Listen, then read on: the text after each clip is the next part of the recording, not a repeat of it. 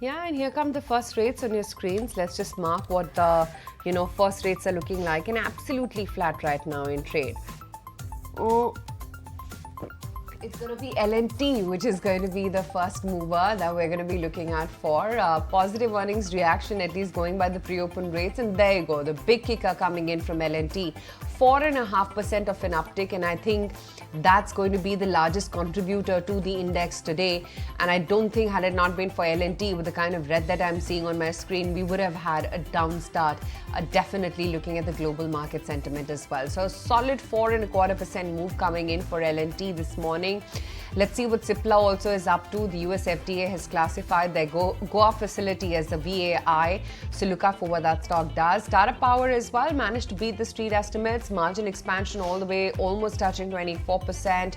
EBITDA and PAT has managed to beat the street estimates, 1.25% higher for Tata Power, wherein the net profit saw an uptick of 7.5%. Brigade then.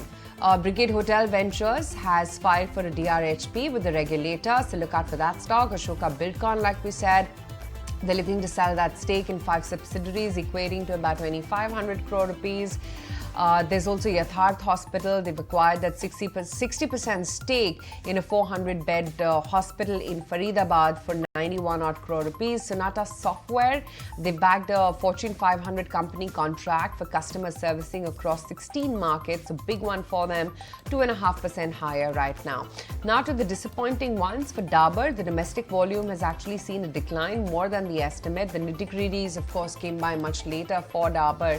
So let's see whether there's more weakness on that stock, about 1.5% lower. For Biocon, the Q2 numbers have managed to miss the estimates. Weak performance by generics as well as Syngene. So look out for what that stock as well does, 2.5% lower for Biocon.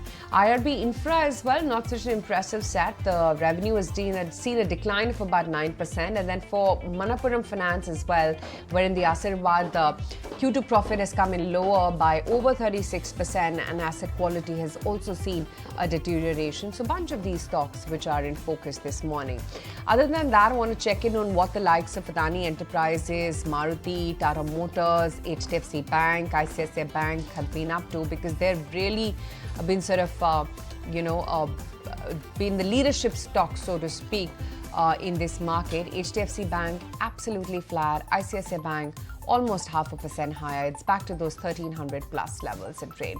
So I think it's only largely ICICI Bank. Cipla, of course, it's moved up 8.25%. And then it's got to be L&T. These are by far the star performers in trade today. Kunal, what's looking interesting to you?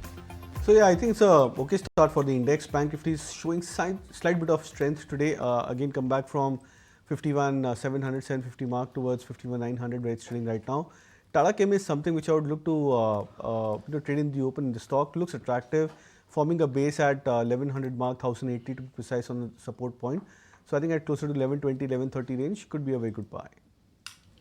Naresh, let's get in a sense as to how you're looking at the print on the screen this morning. What is your assessment, given that it is a flattish day of trade? And what would be the first trade that you punch in? So yet another flat day, expecting the consolidation to continue. In terms of stocks, Wipro looks interesting. The stock has been holding well above the 555, 560 mark. So that would be a stock which could do well in the short term. Okay, Naresh, thanks so much for that. So Wipro is one of the first trades coming in. On that note, we let our technical experts go. If you like this video, then like, share and subscribe to ET Now.